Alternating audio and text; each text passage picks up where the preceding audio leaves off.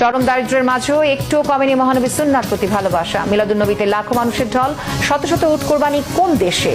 দুর্ভিক্ষ, দারিদ্র্য আর ভয়াবহ পুষ্টিহীনতায় দিশেহারা হয়ে মহানবী হযরত মুহাম্মদ সাল্লাল্লাহু আলাইহি ওয়াসাল্লামের প্রতি ভালোবাসায় একটুও ভাটা পড়েনি সোমালিয়ার লাখো মানুষের মাঝে।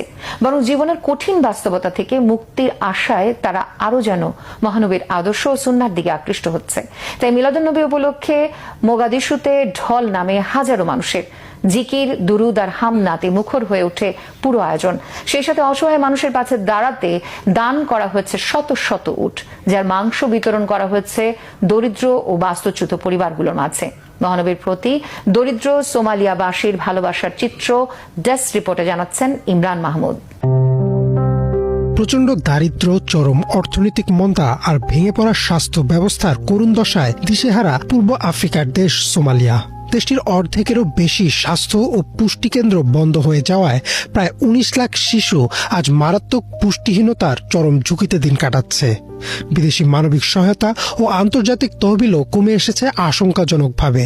কিন্তু এই তীব্র অভাব, অনটন, হাহাকার আর অনিশ্চিত জীবনের মাঝেও বিশ্বনবী হযরত মুহাম্মদ সাল্লাল্লাহু আলাইহি ওয়াসাল্লামের প্রতি সোমালিয়াবাসীর অকৃত্রিম ভালোবাসা আর ভক্তিতে বিন্দুমাত্র চির ধরেনি।